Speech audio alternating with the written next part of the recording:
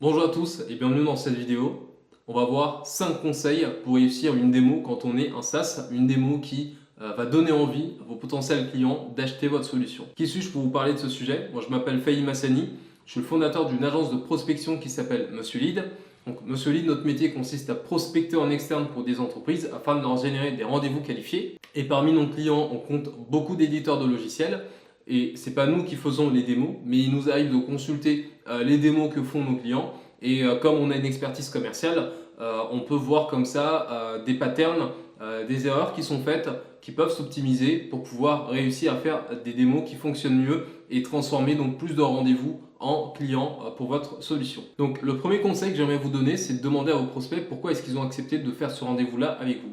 Donc si vous les avez prospectés ou si votre collègue les a prospectés pour susciter leur intérêt et caler un rendez-vous, commencez tout de suite le point, en tout cas au tout début du point, commencez par leur demander pourquoi est-ce qu'ils ont accepté ce rendez-vous-là. Pourquoi? Parce qu'en fait, vous avez besoin déjà de situer c'est quoi potentiellement le problème qu'ils rencontrent, qu'est-ce qui leur a donné envie en fait d'accepter un échange avec vous, parce que cet échange n'est pas gratuit.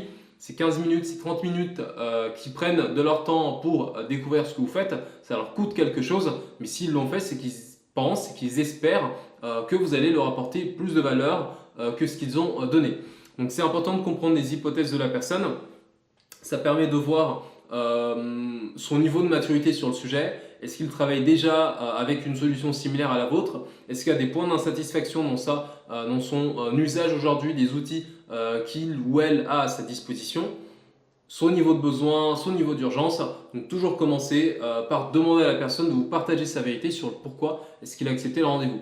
Et puis si jamais vos leads, c'est des leads entrants, c'est des leads qui viennent de l'inbound ou des gens vont sur votre site internet et prennent des démos par eux-mêmes, demandez-leur pourquoi est-ce qu'ils ont pourquoi est-ce qu'ils ont pris cette démo-là avec vous. Ça va vous permettre encore une fois d'identifier leur motivation et de pouvoir comme ça conduire un échange efficient et efficace pour répondre aux problèmes que vous aurez identifiés. Et en parlant de problèmes, ça nous amène au conseil numéro 2. Il faut comprendre que la vente, surtout en B2B, elle se fait parce que la personne a une situation aujourd'hui, qu'elle n'est pas complètement satisfaite par sa situation, qu'elle aimerait et qu'elle pense qu'elle peut avoir plus ou mieux, mais qu'elle ne parvient pas à faire ça avec les outils qu'il ou elle a à sa disposition.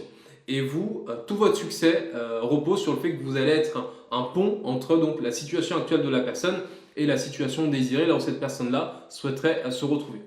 Par exemple, vous avez un logiciel qui permet de réduire les cycles de facturation, de faire en sorte que des boîtes de services puissent facturer plus vite, plus facilement et obtenir l'argent sur le compte plus vite. Donc mieux gérer les relances, faire le travail de facturation de manière beaucoup plus fluide et efficace. Donc le pain point, c'est quoi? La situation actuelle, c'est que vous avez une boîte qui fonctionne bien, qui arrive à trouver des clients, qui arrive à bien délivrer son service. Par contre, quand vient le moment de payer, ça prend du temps. Soit un, ils envoient les factures un petit peu trop tard. Deux, les clients, comme souvent, ils prennent du temps à effectuer le paiement des factures. Et vous allez avoir comme ça un ensemble de choses qui font que l'entreprise n'a pas l'argent aussi vite qu'elle aimerait sur leur compte en banque. Et ça fait quoi? Ça crée déjà beaucoup de stress. Est-ce qu'on va réussir à financer nos opérations? Est-ce qu'on va réussir à payer nos salaires à temps? Est-ce qu'on va réussir à payer nos cotisations? Est-ce qu'on va réussir à faire X ou Y? Est-ce qu'on va réussir à réinvestir au niveau de nos activités pour pouvoir faire du développement? Donc c'est source de beaucoup d'angoisse et le dirigeant n'a pas envie d'être dans cette situation. Donc situation actuelle, situation désirée, gap, absence d'outils pour suivre la facturation, absence d'outils pour faire des relances en automatique à chaque fois je sais pas moi, si tel délai, si la facture n'est pas réglée au bout de tant de délai, l'outil en question est connecté avec le compte bancaire de l'entreprise pour identifier qu'en fait le paiement n'a pas été fait et donc relance en automatique, ça se fait de manière plus fluide et donc potentiellement les paiements sont faits beaucoup plus vite. Donc là vous avez un exemple. Situation actuelle, situation désirée, gap entre les deux. Et donc l'opportunité, si vous êtes une entreprise qui propose ce genre de service, c'est de réussir à proposer un pont entre les deux et permettre à des entreprises d'avoir des paiements qui soient faits beaucoup plus rapidement. Donc ça va être important dans vos points démo, en tant qu'éditeur de logiciels, que vous arriviez à identifier la réalité de la personne que vous avez en rendez-vous.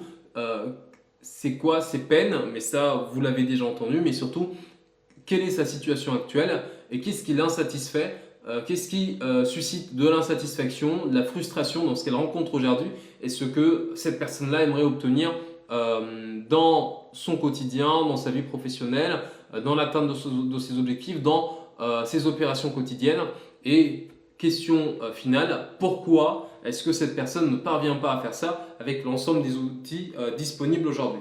Donc framework très puissant, situation actuelle, situation désirée, gap, et puis ensuite vous allez réussir à vous placer entre ces trois choses. Alors le troisième conseil pour réussir ces démos, ça ne va pas forcément s'appliquer directement à vous en tant que commercial parce que vous allez avoir peu de levier là-dessus, mais c'est pour moi le 20% qui fait 80% de la réussite, c'est juste d'avoir un bon produit qui répond à un problème douloureux.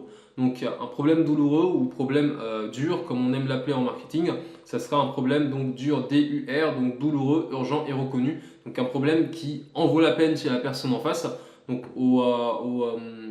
lors du conseil précédent, je vous ai parlé notamment des problématiques de cash flow, de trésorerie dans des boîtes de services. Donc ça, c'est un problème douloureux et typiquement, si vous avez une solution là-dessus, elle est pertinente, vous ne vendez pas un gadget. Pour moi, c'est un peu l'écueil souvent de beaucoup de devs et de profils tech, c'est qu'ils passent beaucoup de temps dans leur tête, sur leur ordinateur, pas assez en contact avec leur marché et finissent par développer des outils qui ressemblent un peu à des gadgets qui sont sympas, qui sont performants, qui sont bien pensés, mais qui ne résolvent aucun problème concret dans la situation de la personne, ou bien qui s'attaquent à des problèmes trop mineurs et des problèmes sur lesquels on n'a pas envie d'aller dépenser de l'argent.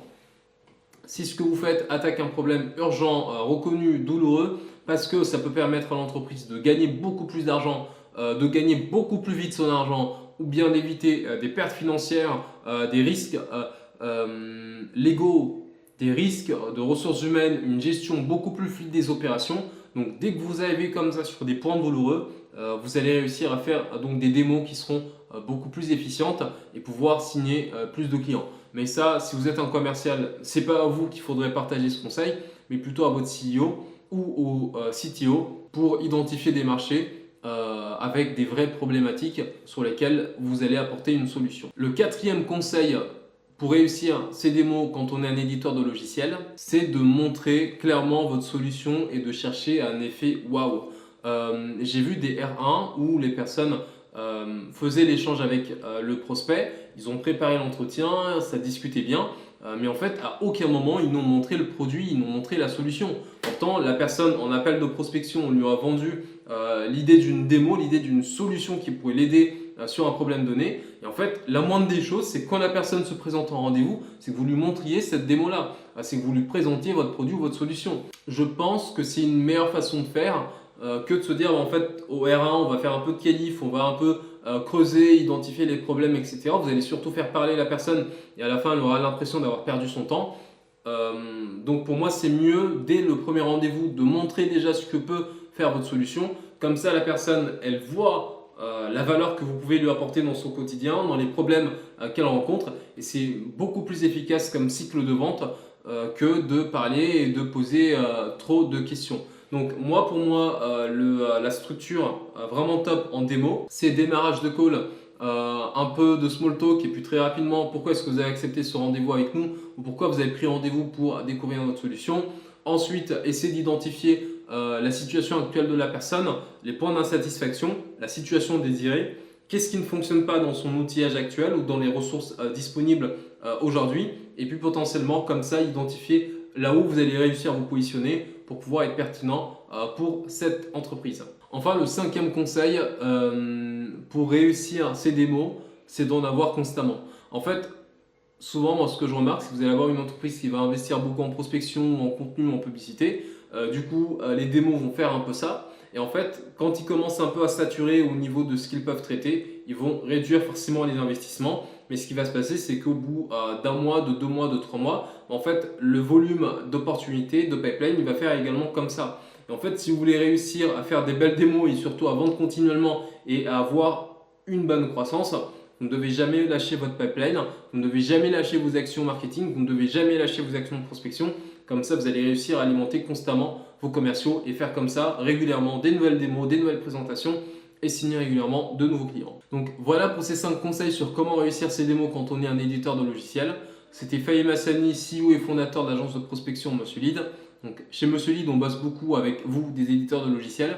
Donc si vous avez un logiciel B2B aujourd'hui et que vous souhaitez obtenir plus de démos, plus de rendez-vous et que vous n'arrivez pas à prospecter, vos équipes n'aiment pas faire ça, votre culture de boîte n'est pas tournée outbound, mais là vous pensez que c'est le bon moment, vous avez envie de découvrir ce que l'outbound peut faire pour vous, prenez rendez-vous avec nous dans la description, comme ça on peut vous montrer concrètement ce qu'on fait pour d'autres SaaS, ce qu'on fait pour d'autres éditeurs de logiciels et comment on les aide à avoir plus de rendez-vous et plus de démos pour pouvoir vendre plus. Également, si vous êtes simplement curieux, vous pouvez aussi regarder dans la description, vous allez avoir le lien d'une page Notion où on partage une bibliothèque d'appels de prospection. Donc, identifier les SaaS parmi les appels. Donc, il y a des catégories. Vous allez pouvoir identifier les SaaS des éditeurs de logiciels. Comme ça, vous allez pouvoir écouter et voir comment on fait la prospection pour des éditeurs. Ça peut donner des idées, vous inspirer et vous aider dans votre stratégie commerciale.